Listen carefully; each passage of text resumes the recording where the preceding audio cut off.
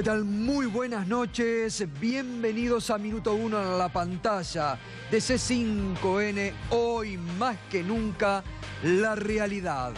Vos sabés, usted lo sabe, lo que otros no te cuentan, lo que otros diariamente te ocultan, aquí te lo contamos, lo analizamos, lo debatimos y lo más importante, vos te enterás porque de otra forma no te podrías enterar de muchas de las cosas que diariamente te contamos. Gracias una vez más por acompañarnos, por estar allí. Tenemos otro programa hoy con mucha información, porque ha sido otro día cargado sobre todo de información económica. Y sí, ha sido la semana de más furia del presidente Macri contra los empresarios, enojado con la realidad económica y en un viernes donde nuevamente el Banco Central de la República Argentina tuvo que salir a vender más reservas, el doble de lo de ayer, para parar el dólar. Imparable, 20.70 está, 385 millones de dólares en estos últimos días para frenar la suba del dólar que hoy tocó los 20.70 en la City, en una semana caliente de la economía. Por eso, para analizar toda esta semana caliente y además el rumbo frente a un escepticismo general de los economistas, los más ortodoxos, los heterodoxos, los de izquierda, los del propio palo, que le dicen al presidente, así no vamos bien.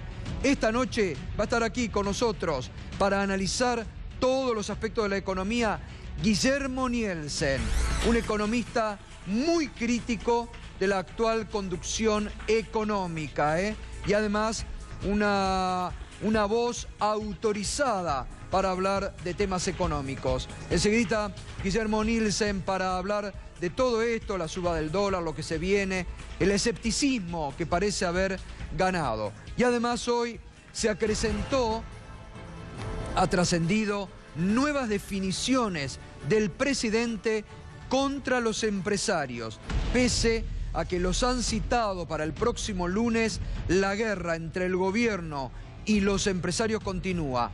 Ahora Macri le echa la culpa de la inflación que el gobierno no puede controlar. Enseguida vamos a estar con estos temas. Y además vamos a estar hablando enseguidita y nos podés acompañar a partir de este momento con el hashtag Paritaria Obediente, uno de los gremios más fuertes, más numerosos de la República Argentina, conducido desde hace más de 30 años por el gitano Cavalieri, hoy alineado con el gobierno nacional. En la CGT oficialista firmó hoy con el ministro Jorge Triaca al lado la paritaria deseada por el gobierno, 15%. ¿Cláusula gatillo? Bien, gracias. ¿Cuándo van a revisar? Enero del 2019. Cuando ya perdieron todos los empleados, ahí está la foto. Sonrientes, la verdad que uno dice, ¿qué celebran? 15% cuando ya arrancan perdiendo, pero es la paritaria obediente. Con ese hashtag nos podés acompañar a partir de este momento y enseguidita vamos a estar con ese tema. Y además, la cumbre menos impensada se viene después que se dijeron de todo. El coreano le dijo viejo gagá. El loco Trump le dijo perro envenenado que está poniendo al pez. Bueno, de todo se dijeron. Pero ahora parece que se van a reunir en una cumbre de alto voltaje. El presidente de los Estados Unidos y el líder norcoreano. Enseguida Pedro Brigger va a estar con esa información. Muy bien, arrancamos. Realmente ha sido otro día, una semana muy caliente para la economía. Una semana donde hemos estado analizando todos los días, no solamente este enfrentamiento de del presidente con los empresarios, sino como lo hemos dicho estos días. El presidente está enojado con la realidad, está enojado con la economía que no arranca, busca distintos actores. Hemos visto, no lo decimos nosotros solamente, lo dicen periodistas que conversan asiduamente con el presidente y que esta semana estuvieron reflejando, y lo hemos estado reflejando aquí, las crónicas y que sostienen que más allá de un supuesto enojo con los empresarios, en realidad el presidente está enojado con una realidad económica adversa que no es la que él desearía para este momento de la Argentina y para este momento de su gobierno casi a 3 años de haber asumido. Y cuando tiene ya, en los próximos meses, una definición muy importante políticamente el presidente. ¿Va a ir o no va a ir por la reelección? Eso también es una de las preguntas que más lo persiguen a Macri por estas horas. En este marco de debilidad económica, reitero, no lo decimos nosotros, lo dicen economistas del propio palo, exministros como Alfonso Pratgay, los ortodoxos y también los que no lo son. Es decir, hay un punto común de visión que la economía argentina no está yendo por el buen camino. Y así hoy, Fernando, el dólar que tocó los 20.70, ¿no? Intervino el Banco Central, lo bajó, planchó, demostró el Banco Central que tiene mucho poder de fuego para controlar el dólar. El problema es que se acordó tarde de hacerlo. En un país donde el dólar, como vos sabés, Gato, marca mucho la inflación, tiene un traslado lineal con la inflación, dejar que el dólar se dispare y después bajarlo hace que los precios suban y después es muy difícil bajar. Bueno, hoy tuvo que salir a vender más que ayer, ¿no? Esta cifra. Hoy salió a vender 212.5 millones de dólares. Vos sabés que el próximo martes tiene que fijar la tasa de interés y en el mercado ya están esperando a ver si se anima a subirla, aunque sea un cuarto de punto. Creen en el mercado que si Sturzenegger el próximo martes no toca la tasa, es una señal de debilidad y por lo tanto van a ir por más reservas. Cuando uno dice van a ir por más reservas, es van a ir a comprarle más dólares a este precio que consideran barato. Ahora, Gato, el próximo jueves el Ministerio de Finanzas va a licitar letes, estas letras de tesorería con las cuales absorbe pesos y dólares. Es muy probable que esta decisión de Sturzenegger de bajar tan fuerte el dólar hoy tenga que ver con bajarle el dólar al cual va a tener que pagar, al que va a tomar el Ministerio de Finanzas el próximo jueves. Es un juego que hacen a veces entre el Banco Central y el Ministerio de Finanzas y que el mercado lo tantea y a veces lo toma mal. Bueno, y en este marco hoy Cavalieri, que firma esto que hemos denominado con el hashtag la paritaria obediente, lo que desea el gobierno, 15%. Ahora, para uno de los gremios más numerosos, ¿no?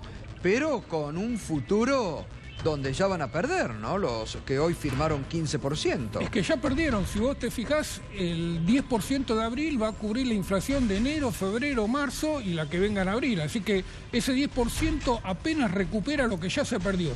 Hasta agosto, que viene el otro 5%, vuelven a perder. Y en agosto ya va a estar el 15% de inflación seguro, ya vamos a andar en 13, 14, 15% de inflación. Por lo tanto, va a estar siempre atrás de la inflación el salario de los empleados de comercio, que como vos decías, es el gremio más numeroso que hay en el país. Bien, enseguida vamos a ir y vamos a ampliar sobre este enfrentamiento entre los empresarios y el presidente Mauricio Macri. Se han conocido nuevas definiciones que esta semana también el presidente dejó sobre los empresarios. La cumbre menos impensada, Pedro Brigger. Buenas noches. Buenas noches, Gato. Sí, uno podía imaginar esto, no, de ninguna manera. Vos fíjate, Gato, que hace poco tiempo alguien propuso a Donald Trump como Premio Nobel de la Paz, pero en Noruega dijeron, eso es trucho, esta postulación no existe, la hace una persona anónima y no se puede hacer. Y ahora, ¿habrá reunión o no habrá reunión? Ayer a la noche, muy tarde, salieron a decir desde la Casa Blanca que recibieron un pedido de reunión no escrito, no oficial, entre el presidente de los Estados Unidos y el presidente de Corea del Norte, que el pedido vino del presidente de Corea del Norte, Kim. Ahora, no fue oficial. En principio dijeron, bueno, vamos a ver, hay que ver si se hace, tal vez en mayo. Hoy ya salieron a poner paños fríos, salió la secretaria de prensa y dijo, bueno, si aceptan nuestras condiciones y efectivamente eliminan todo el armamento nuclear, nos vamos a reunir. Si no, veremos qué es lo que pasa. Ahora, claro, ¿qué es lo que preocupa a Estados Unidos? El armamento nuclear que dicen tener los norcoreanos, los misiles de largo alcance, los que podrían, hipotéticamente, podrían llegar a Estados Unidos. Claro. Pero para eso también primero hay que llegar a un acuerdo con Corea del Sur, porque Corea del Sur tiene frontera con Corea del Norte. Sí, sí, sí. De hecho, estaban hablando de reunificación y el nuevo presidente de Corea del Sur dijo en más de una oportunidad, hay que poner paños fríos, hay que volver a hablar con ellos, una península dividida, hay que ver si se puede reunificar. ¿Cuál es el temor de los coreanos del sur? Tienen ahí en la frontera al otro país con su armamento, no está tan lejos. A ellos no les preocupa un misil que pueda ir al otro lado del planeta. A ellos lo que les preocupa son los misiles que tienen al lado, los tanques que tienen al lado. Todo esto está realmente en veremos. Con Donald Trump nunca se sabe, pero se dijeron de todo en el pasado, ¿eh? Se dijeron de todo. Se dijeron de todo. Vamos a ver un poco. repasar porque la verdad es muy interesante ver los cruces que han tenido el presidente Donald Trump y el líder norcoreano. Por ejemplo, fíjese, aquí, Donald Trump, Kim Jong de Corea. Para mí, ¿cómo lo digo en la radio, Pedro? Usted sabe cómo le digo al presidente de Corea del Norte en la radio. El gordito. No, King Kong. King Kong. Más delicado. Es más delicado. King Kong de Corea del Norte, que es obviamente un loco. Trump le dice loco al presidente de Corea del Norte, a quien no le importa matar de hambre o asesinar a su gente, va a ser puesto a prueba como nunca antes. Esto lo decía el año pasado. ¿Qué le responde en un comunicado el presidente de Corea del Norte en noviembre del 2017? Nadie puede predecir cuándo el viejo lunático de la Casa Blanca, sin sentido, desatará una guerra nuclear. Viejo lunático. Estamos en manos del hambre y la gana de comer, Sí, ¿no? algo así. Uno de peor dos que el otro. locos. De dos locos. Donald Trump, que le contesta, ¿por qué Kim Jong-un me insultaría y me llamaría viejo cuando yo nunca lo llamaría bajo y gordo? Bueno, yo trato muy fuerte de ser su amigo y quizás algún día suceda. Bueno, ahora estamos. Bueno, ahora está por parecer, ¿no? Claro. Bueno, Le responde... ahí tenemos al presidente de Corea del Norte, Sí. por supuesto. ¿Tenemos otro o no? Nico. Igual el peinado está buenísimo, ¿no? El peinado que tiene Kim Sí, de Jong-un todas maneras, es yo insisto, extraordinario. ninguno de los dos está loco. Son personas bien cuerdas, tienen obviamente posturas Y esta es lo diferentes, que le responde pero hace poco. No es una mera amenaza, sino una realidad. Que yo tengo el botón nuclear en el escritorio de mi oficina. Todo el territorio de Estados Unidos está al alcance de nuestro ataque nuclear. Esto es una amenaza. A ver, el poderío lo ha demostrado. bueno, como dirían las feministas, se la están midiendo, ¿no? A ver quién la tiene más grande, para decirlo en el lenguaje cotidiano, ¿no? perfecto, Bueno, perfecto, impecable. Esto es lo que pasa y después se llegan a las guerras. Ahora, en la prensa japonesa ya están señalando que Estados Unidos pone condiciones. Japón hay mucha preocupación. Recordemos dónde está ubicado Corea del Norte. Está Corea del Sur, está Japón, está China que apoya a Corea del Norte, está Rusia Fíjate, bastante cerca. Y toda una cuestión geopolítica, Ahí ¿eh? está, esto también formó parte, ¿no? ¿Quién tenía el botón más importante? Porque al lado de lo que leíamos recién del presidente de Corea del Norte, Donald Trump le respondió, el líder norcoreano dijo que el botón nuclear está en su escritorio todo el tiempo. ¿Podría alguien de su desgastado y hambriento régimen, por favor, informarle que yo también tengo un botón nuclear, pero es mucho más grande y más poderoso que el suyo. Y mi botón funciona. Es lo que decíamos recién, se la vienen a ver quién la tiene más grande. Pero fíjense, en manos de quién estamos, en manos de quién está el mundo, de dos locos con poder nuclear fuerte. Porque es verdad, Estados Unidos tiene armamento nuclear y el presidente de Corea del Norte, lo han dicho sus voceros, tiene también armamento nuclear. Estamos en manos de dos locos. De todas maneras, Gato, recordemos que el único país que hasta ahora arrojó 2 bombas nucleares sobre población civil fue Estados Unidos. Y aquel que tomó la decisión no está definido por lo general como un loco, más bien todo lo contrario, como un estadista matando a decenas de miles de personas en Hiroshima y Nagasaki. Esto siempre hay que recordarlo. Bueno, déjame que yo le pueda seguir llamando como pienso que están los dos, ¿no? Bueno, ¿habló Trump? Sí, claro, por supuesto, se habla siempre. Vamos. ¿Querés escucharlo? Dale.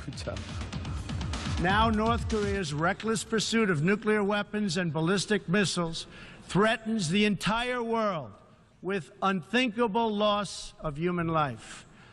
It is an outrage that some nations would not only trade with such a regime, but would arm, supply, and financially support a country that imperils the world with nuclear conflict. The United States has great strength and patience, but if it is forced to defend itself or its allies, we will have no choice but to totally destroy North Korea. Pero hoy también Donald Trump fue noticia, pero porque el presidente Mauricio Macri lo llamó. Estamos hablando, esta semana hemos estado hablando también de la preocupación que hay en nuestro país y en el mundo por otra guerra que ya ha definido Donald Trump, que es la guerra del acero, la guerra comercial que dice que está dispuesto a llevar y que va a impactar con los aranceles que va a fijar para el acero, impacta en la economía argentina. Macri lo llamó hoy por teléfono a Donald Trump. ¿Para qué, Fernando? Lo llamó para pedirle que Argentina no quede alcanzado por este decreto que fijó un arancel de 25% para el acero y de 10% para el aluminio. Ahora, el decreto de Trump va a entrar en vigencia se espera 2 semanas, así que hay 2 semanas de tiempo, hay esta ventana abierta donde Estados Unidos va a decir a qué país va a eximir del alcance del decreto.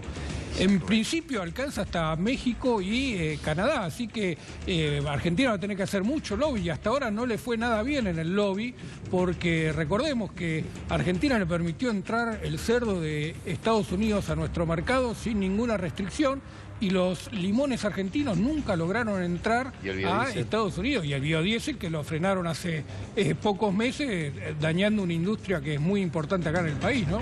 Sí, hasta este momento de estas relaciones carnales que intenta Macri retomar con Estados Unidos, la verdad que a cambio todas malas noticias para la economía argentina hemos recibido. Es que es una comunicación unidireccional. Claro. Macri puede llamarlo muchas veces, fueron amigos en alguna época pre-presidente. Fueron socios. Pero, sin ser presidente. Sin ser presidente. Pero ese diálogo es unidireccional, ¿no? Argentina habla, pero Estados Unidos es el que toma las decisiones y el que en principio hasta ahora no le ha cedido ni 1 milímetro a Macri, ¿no?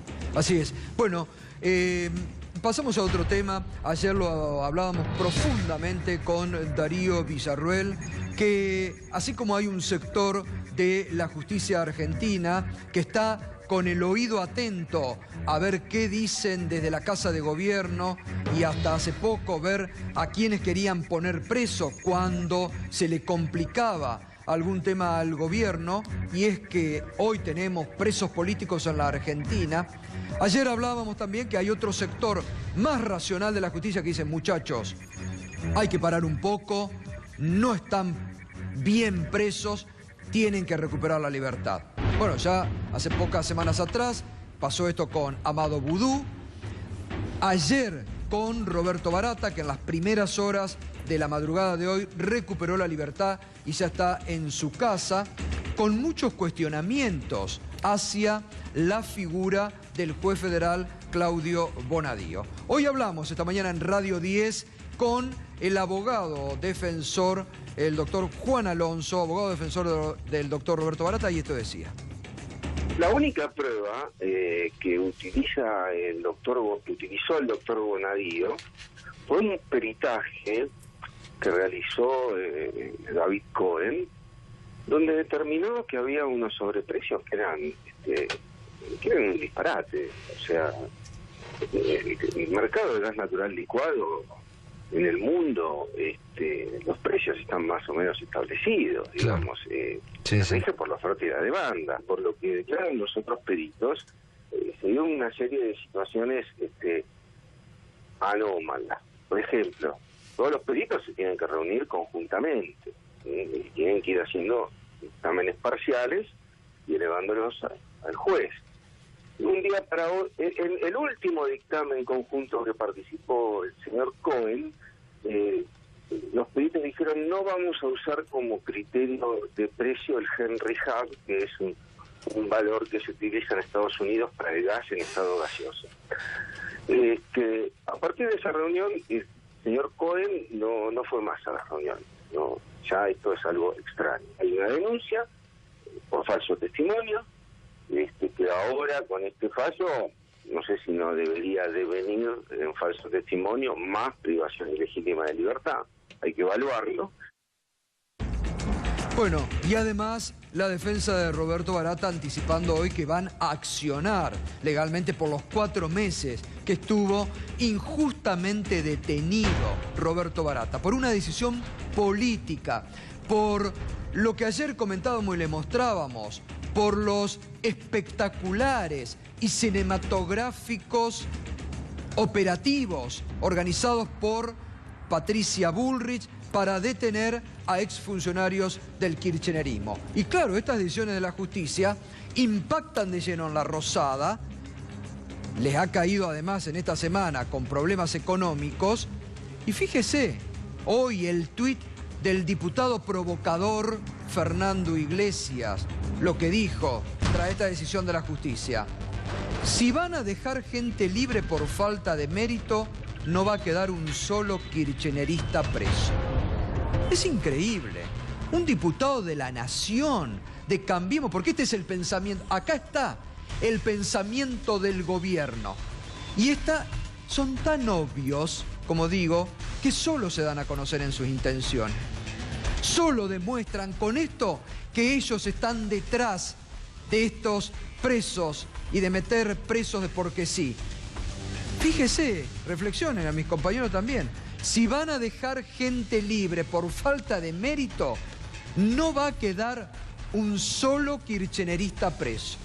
Pero eso no es la justicia. Claro, bueno, se hace pero gracioso, ¿no? Para el es irónico. diputado provocador, Claro. no quiere que haya justicia, quiere que haya digamos, lo que ellos quieren. Igual lo que una el gran poder muestra político quiere. De ignorancia, ¿no? Obviamente no sabe de derecho y confunde a la gente. No solamente de derecho, no sabe. Esto lo que veías vos es pan y circo.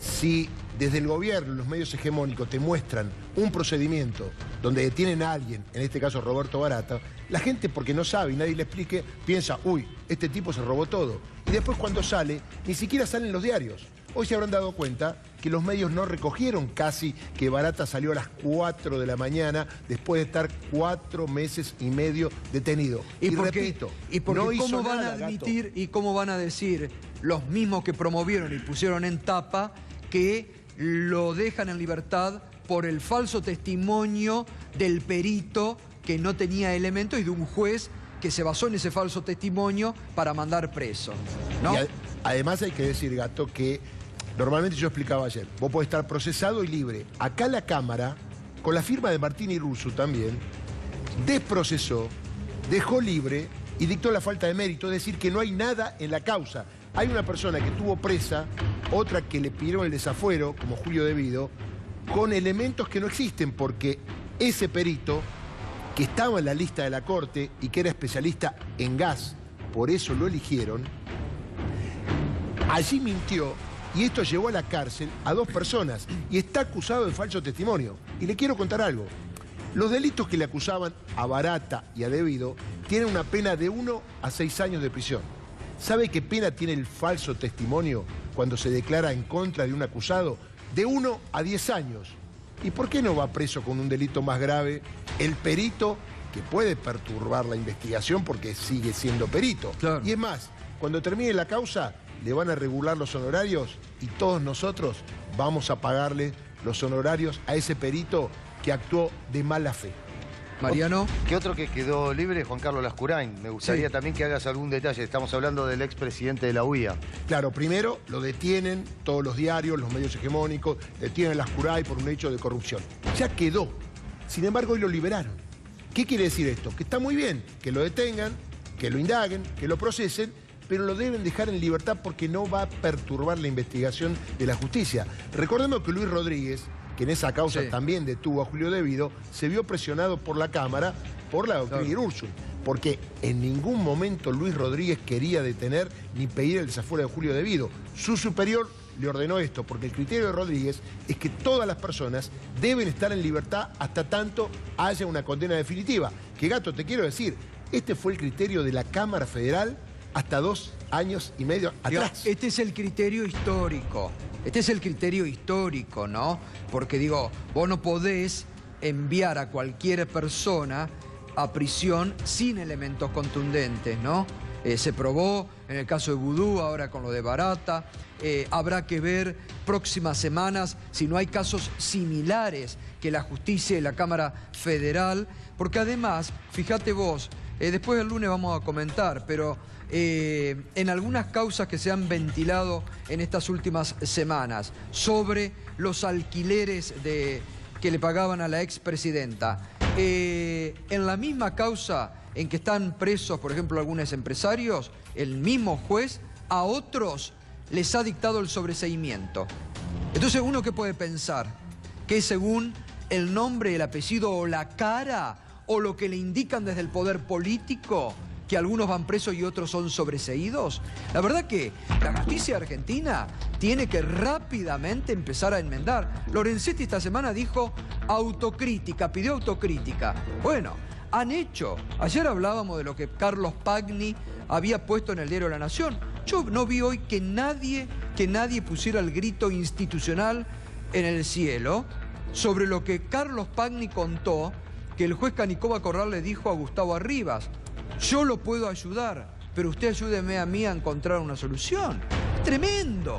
Esto en un país serio, en una democracia seria, con una justicia seria, hoy tendría que haber provocado un terremoto institucional. Que un juez le diga a una persona que está acusada de lavado, fuga, yo lo puedo ayudar, pero usted déjese ayudar. Es tremendo. Además, Gato, no hubo hasta ahora ninguna denuncia penal. Sabés que hay muchos abogados que cuando es algo contra el gobierno anterior van al otro día tempranito a Comodoro Pi y lo están esperando los de los medios hegemónicos para hacerlo tapa y de alguna manera instalar el tema. En este caso no pasa nada. Concretamente le mostramos que un juez que tiene y que lo investigó a Arribas le dijo, yo te puedo ayudar. Y la verdad que eso no es sospechoso, no genera la atención de nadie y es peligroso para un país que quiere la institucionalidad, como prometió este gobierno. Totalmente. Por eso, bueno, esperemos, ¿no?, que el Consejo de la Magistratura, que también está para algunas causas tan rápido, bueno, empieza algún tipo de investigación sobre esto que ayer Carlos Pagni publicó en el diario La Nación.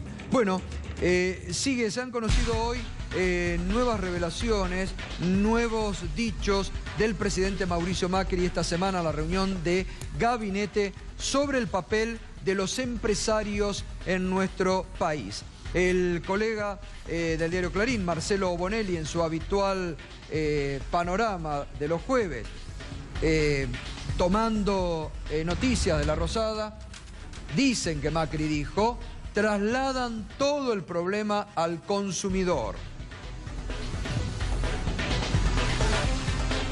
Calculan sus costos, no pelean y le incluyen al producto el alza salarial. Calculan sus costos, no pelean y le incluyen al producto el alza salarial que le pide el sindicato. Ponen la ganancia que quieren y así fijan los precios.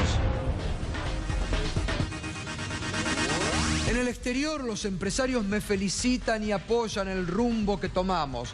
pero llego a la Argentina y solo recibo críticas. Bueno, se pone también el presidente en víctima, Fernando, también, ¿no? No, fíjate, dos declaraciones, ¿no? La que culpa a los empresarios de fijar el precio y generar inflación. El gobierno tiene un montón de instrumentos para ir a las empresas, claro, y revisar los costos de las empresas, meterse a sentar... Bueno, puede regular. La Secretaría de Comercio Interior bien podría regular y bien podría ver el tema de los precios, ¿no? Podría sentarse y sin regular, por lo menos llamarlos y discutir a ver qué es lo que están haciendo. Y no hay ninguna actitud, no hay ningún principio, no hay ningún gesto del gobierno de ponerle algún límite a los empresarios. Esto es, sin llegar al extremo, como vos decías, de fijarle precios regulados, que puede ser que en el pasado hayan fracasado. Tenemos la experiencia de los precios cuidados, que ha sido un plan muy exitoso, bueno, y que los empresarios lo apoyaron. Que este gobierno ha mantenido, ¿no? Lo mantuvo... Más o menos. Más o menos. Más sí, o menos.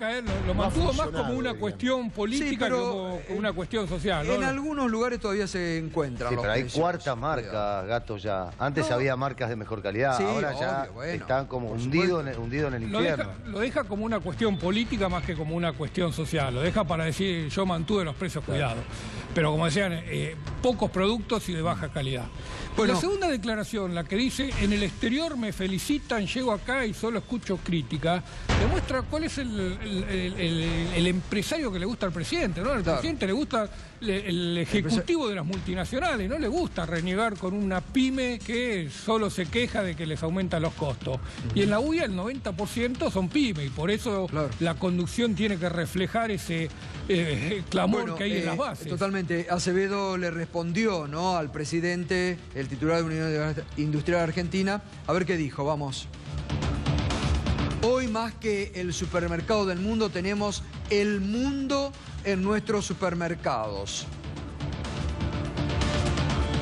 ¿Vos sabés, Gato, que las condiciones económicas no están dadas para que el empresario invierta? Ojo con esto, ¿eh?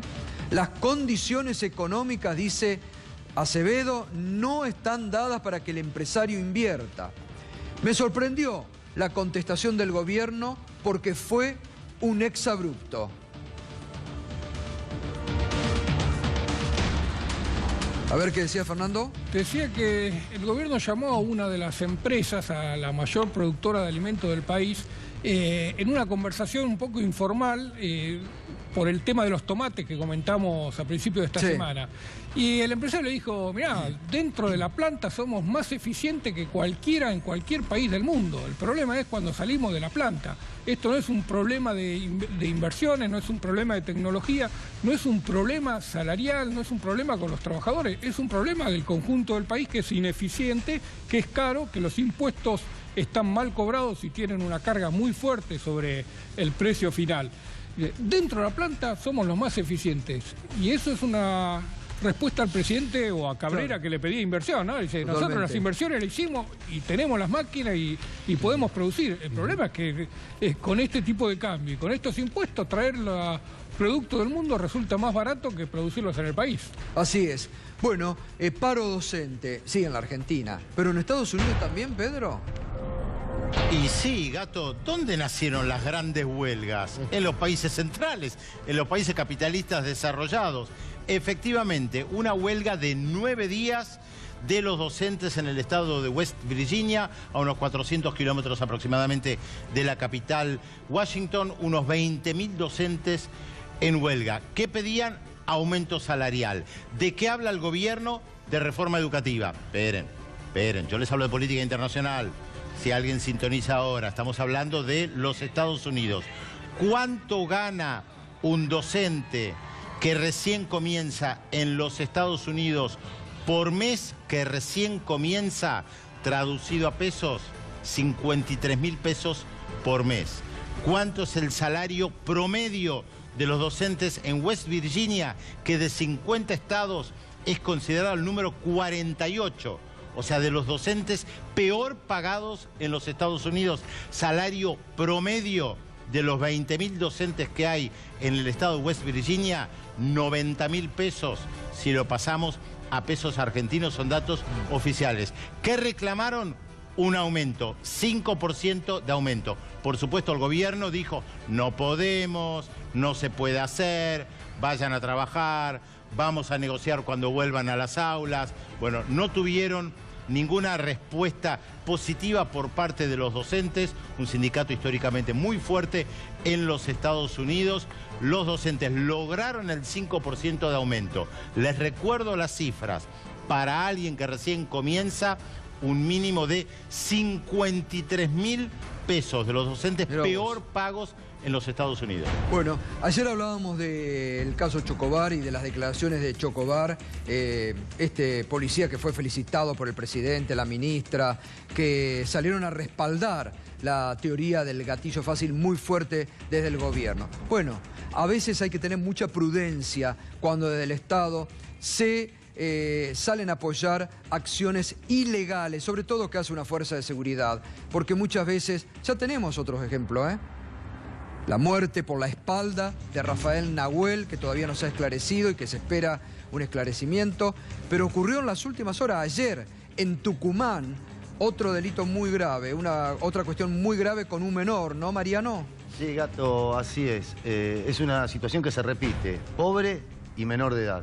Un niño de 11 años fue derribado por una bala policial que le entró por la nuca, le salió por la frente. Cuando iba en moto, venía de correr una picada con uno de sus amigos, un amigo que tenía 14 años, que también fue herido con un balazo en la sien.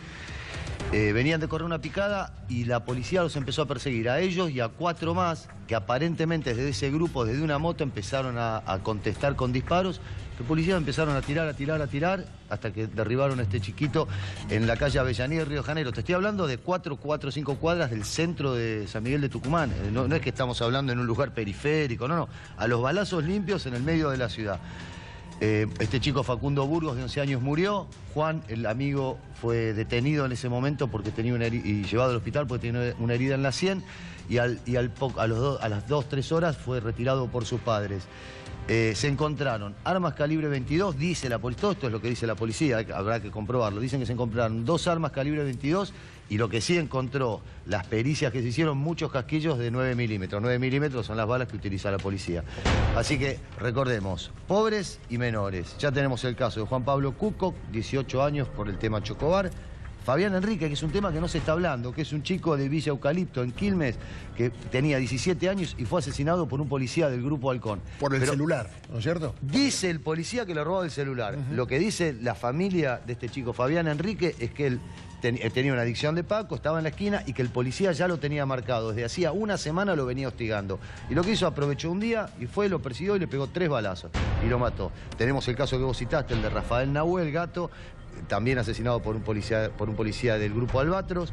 Tenemos la balacera del microcentro, que todavía no sabemos si fueron heridos la jueza y los 2 empleados del juzgado fueron heridos con balas de policía o balas de los ladrones. Así que se está repitiendo una escena que la verdad debería preocupar mucho a la sociedad y debería poner el grito, la sociedad debería poner el grito en el cielo, porque esto le puede pasar a cualquiera, muchachos. Ya no son balas de maleantes o de asesinos, son las balas de la policía. Muy bien, otro día caliente para la economía. Ha sido una semana de mucho nerviosismo en La Rosada, el presidente enfrentándose con los empresarios. Hoy el Banco Central que salió a redoblar y a vender más de sus reservas para parar el dólar.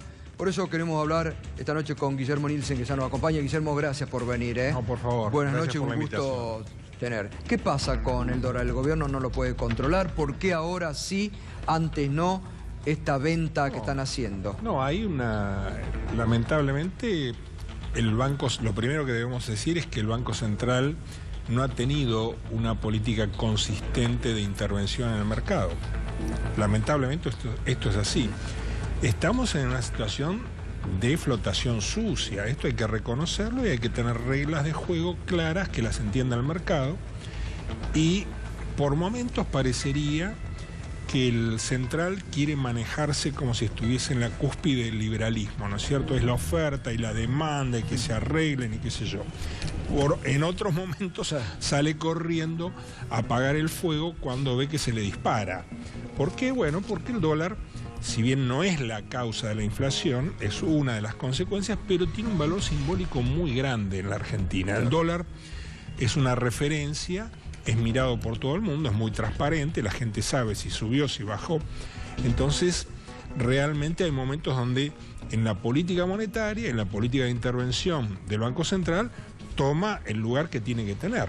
Pero bueno, veremos, esta saga va a continuar, de eso estemos Ahora ha seguros. sido una de las semanas tal vez más duras para el gobierno, esto que ha desatado el propio presidente, enojándose con los empresarios, que la ha continuado, poniéndolo ahora a los empresarios como los culpables que la economía argentina no arranca. ¿Es así o es que el presidente se está peleando con la realidad de una economía que no arranca? Bueno, es difícil laudar en algo así, que además es un clásico. Normalmente los gobiernos en distintos momentos se pelean o con todos los empresarios o con un sector empresario. Yo creo que forma parte, si se quiere, del folclore del poder y del gobierno en Argentina. Todo Claro, pero el esto. PRO cuando estaba en la oposición criticaba al gobierno anterior justamente por esta política de confrontación. Por supuesto, es política esto, es política. Entonces entra en la vorágine de las cosas de las cuales se trata de sacar y obtener partido, ¿no es cierto? Vamos a ver qué pasa en la reunión del lunes.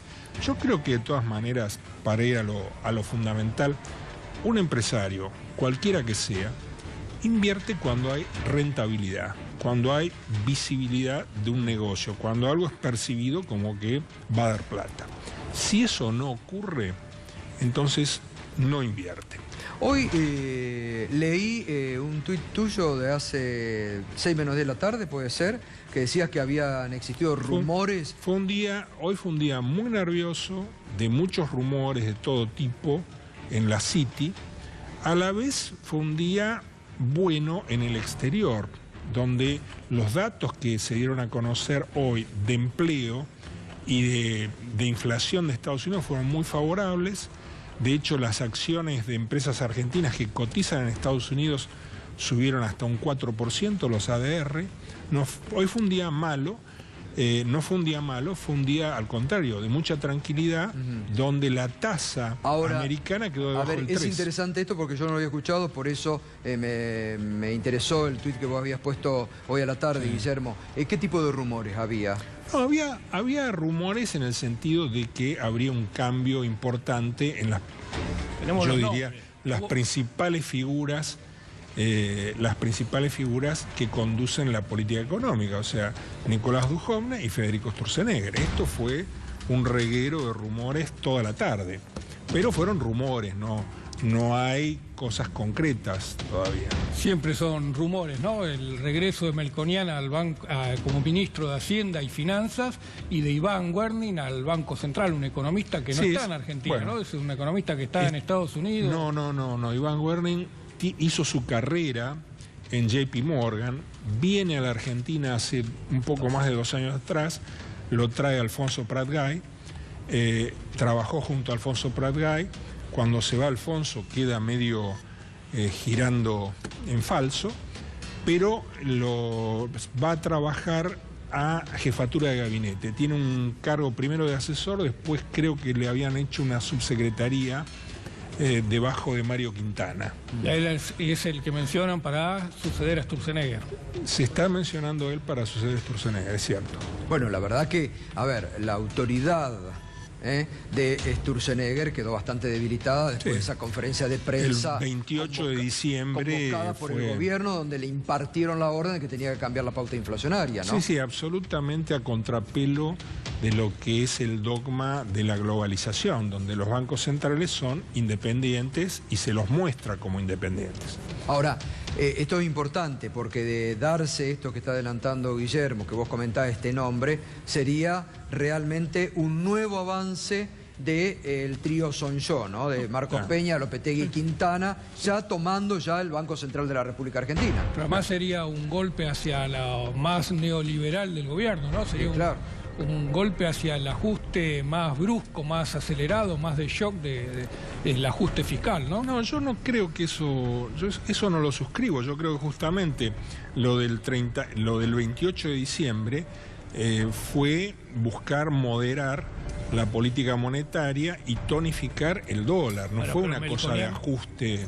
Melconian no sería la persona para un ajuste gradual. Melconian es el economista más cercano al gobierno, que está en todos los medios hablando de la necesidad de dejar de comer ravioles o ponerse una camisa más grande. No, indudablemente hay una experiencia en Melconian que es muy importante. Es un tipo de una gran experiencia y desde mi punto de vista Melconian es uno de los economistas que más calle tiene. Calle en lo económico, ¿me entienden? En cuanto a cómo se decide la toma de una decisión de inversión en Argentina. Indudablemente la experiencia que tiene Melconian en ese sentido la tiene en el gobierno, no veo a nadie que la tenga. Bueno, siempre se lo mencionaba, ¿no?, a Carlos Melconian. Ha sido muy crítico en estas últimas semanas Melconian respecto justamente a la política económica del gobierno, ¿no? Sería un poco volver a la fuente de Macri, porque era uno de sus hombres de mano derecha de la economía. Fue candidato un par de veces en distintos roles en provincia de Buenos Aires. Así que es indudablemente alguien del palo, ¿no es cierto? Ahora, sin llegar a los cambios, el gobierno está acelerando la emisión de deuda. ¿Estás viendo con alguna preocupación el nivel de deuda que está tomando la Argentina? Sí, yo estoy muy preocupado. Creo que tenemos un nivel de deuda excesivo. Creo también que los datos que se dan a conocer normalmente para decir que la Argentina no está endeudada no son reales. La deuda es más alta. La deuda de la tesorería es más alta y la deuda también del Banco Central no es para despreciar. El Banco Central en sí mismo son 60.000 millones de dólares. La deuda de la tesorería bien medida está en 270.000 millones de dólares. O sea, ¿qué es lo que les quiero decir? Estamos alcanzando un stock de deuda sobre el Producto Bruto del 57%. Para que se den una idea, se considera que un país emergente entra en niveles de riesgo cuando su deuda es del 70%, equivalente al 70% de su Producto Bruto. Bueno, recordemos también que Argentina no es emergente. Argentina es un país de frontera, es un mercado de frontera, no es un país emergente. Ahora, por lo tanto, esto es algo que se tiene que ver con mucha serenidad y preocupación. Esto es todo un tema. Ahí hay un dato que para la economía también es preocupante, porque las expectativas mueven mucho la economía. Todos marcan expectativas negativas hacia el futuro sobre la economía argentina. Cuando hay consultas entre la población o entre economistas, digo, ¿esto está influyendo también? Las consultoras mismas, la compulsa que hace el Banco Central de expectativas de mercado, marcan que, digamos, uno de los fundamentos de la política económica que se instaura hace 2 años era la deuda va a ser cada vez más barata para nosotros y el Producto Bruto va a crecer. Entonces, este problema de no reducir el gasto público se va a ir licuando de a poco. La realidad es que eso no está pasando. O sea, el Producto Bruto no está creciendo ni tiene una perspectiva de crecer en forma sustantiva y la deuda es cara y la perspectiva internacional es que puede seguir subiendo a lo largo del año. ¿Vos crees que estamos en problemas? No, es algo que hay que tomar medidas ya. Digo, en la y economía. hay que evitar los problemas hacia el futuro. ¿Y qué medidas? Mirá,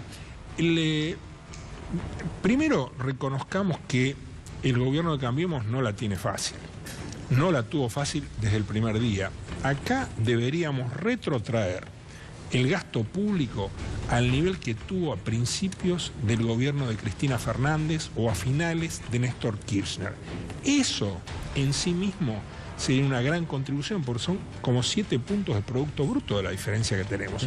El nivel de gasto público está absolutamente desmadrado. Pero este gobierno lo aumentó, Guillermo. No, el gobierno siguió con esto por una visión política, si se quiere, por un objetivo político de ganar elecciones, y en eso no hizo los deberes. Y además sumó los intereses de deuda. Claro, no solo. Eso le llevó a emitir 100.000 millones de deuda en 2 años. ¿Esto puede seguir a este ritmo? No. Entonces, me parece que lo sano es que nos demos cuenta de esto y nos fijemos una pauta para ver cómo esto se soluciona. No podemos seguir con esta cuestión. Fíjense, y acá les quiero hacer una observación. Incluso ahora hay una declaración del ministro de Finanzas, Caputo, desde Estados Unidos, en el sentido de que la deuda se va a tomar en el mercado interno. Señores, el mercado interno no tiene profundidad. Entonces, sí, se toma la deuda en el mercado interno, pero esa deuda es quitarle capacidad de endeudamiento, posibilidades de endeudamiento a las pymes, que son las que normalmente se financian en el mercado interno. Esto también va a operar resintiendo el crecimiento de la economía a lo largo de este año. Volvemos al inicio, vos decías muy bien el tema del dólar y lo que significa para la Argentina, ¿no? ¿Crees que va a seguir subiendo? ¿Está complicado también por la sequía el tema de muchas economías regionales? A ver, ¿está complicado? Sí.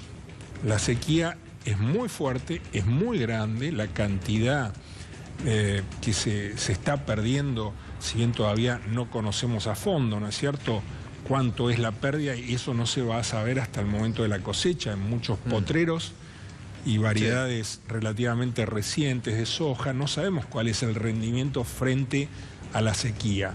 Pero concretamente hay una coincidencia como que esta semana la bolsa de cereales dio a conocer una estimación de 42 millones de toneladas de soja. Oil World, que es la publicación más importante que hace estimaciones mundiales, ya hace unos 20 días atrás dijo que la cosecha argentina va a ser de 40 millones de toneladas. O sea, hay pérdidas muy fuertes respecto a lo que se preveía iba a ser la cosecha. En el caso de soja, 15 millones de toneladas. En el caso de maíz, 5 millones de toneladas. Estamos hablando de volúmenes que normalmente involucran el trabajo de muchísimos camiones. En Argentina hay 90.000 camiones que trasladan cereales, para que se den una idea. Sí. Imagínense, frente a una caída en estos volúmenes, esto se va a sentir. Se va a sentir en la economía del interior, en las cadenas de pago del interior. Bueno, ¿no? Ahí es donde primero se resiente. Claro, pero ahí hay que hacer un esfuerzo desde el Banco Central, tienen que hacer un esfuerzo muy grande para facilitar la refinanciación de la deuda de los productores. Porque seamos claros, no hay muchos bancos que sepan hacer esto. ¿Se puede tener, con esta crisis del campo que estabas marcando, se puede tener un comercio exterior tan abierto como el que tiene hoy Argentina? Son cosas distintas, Argentina tiene un comercio, y tuvo tradicionalmente, que es uno de los problemas que tiene, un comercio muy cerrado. El año pasado fue... El déficit comercial fue de 8.000 millones, este año muy probablemente esté entre 12 y 14.000 millones, lo cual hace necesario también meter esto en la ecuación de deuda que tiene el país. No podemos seguir endeudándonos para pagar intereses o pagar déficit comercial. Claro, con el campo aportando menos dólares, ese déficit comercial se nota mucho más, ¿no? Por eso es un si problema se puede sostener, si no es necesario administrar la economía con un poquito más de reglas, ¿no? Todavía ese punto, digamos, ni siquiera se discute. Además, las reglas, cuando las hemos tenido recientemente, han sido muy malas, seamos sinceros. O sea, para aplicar reglas a una economía hay que saber muchísimo. Y es muy fácil cometer errores, y se han cometido grandes errores en todo esto. Por el momento me parece ¿Estás queriendo decir que alguien no sabe de economía? Estoy queriendo decir que en las intervenciones que hubo errores muy grandes.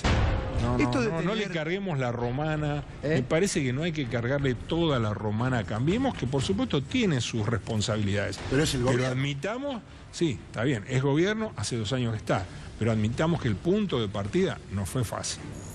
No hubiese sido fácil para nadie.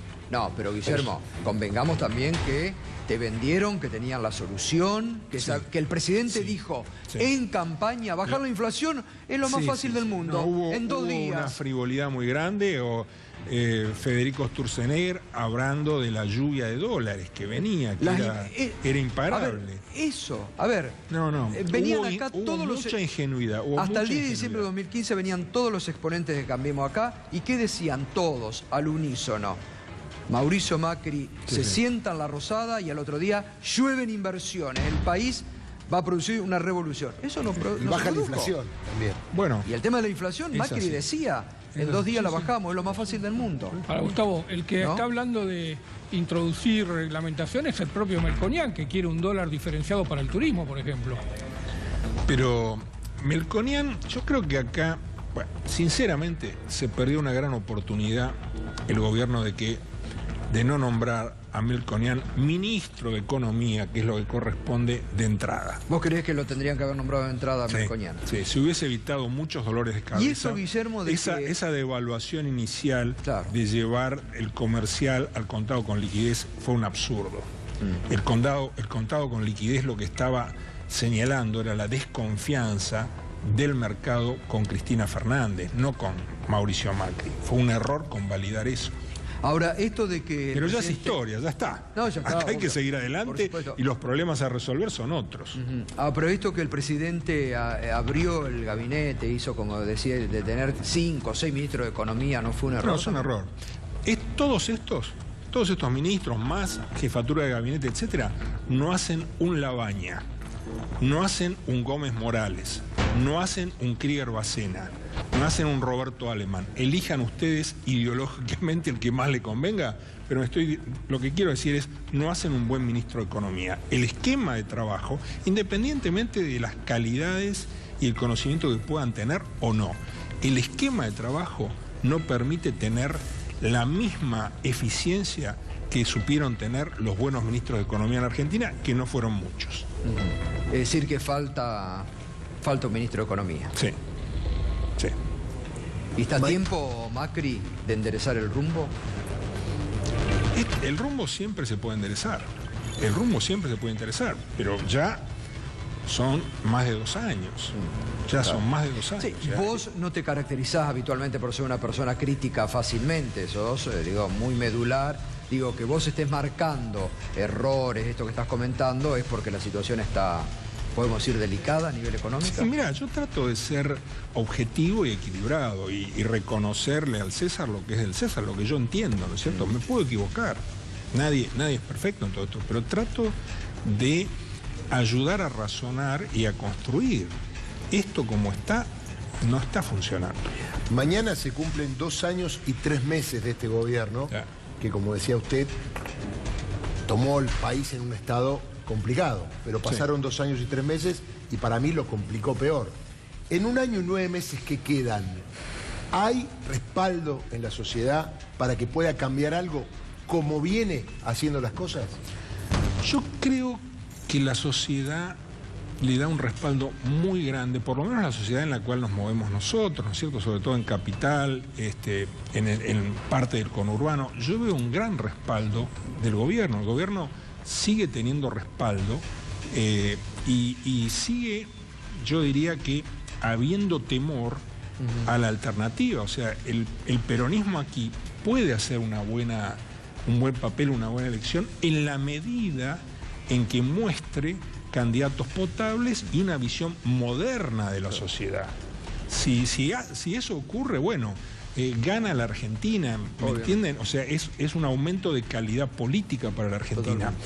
Ahora, en estos momentos también hay una parte del voto de Cambiemos que es el más golpeado por las medidas que estamos viendo. Exacto. Es el más golpeado. Totalmente. Aumento de la nafta, tenemos la nafta más cara del mundo, aumento de peajes, aumento del gas, aumento del agua.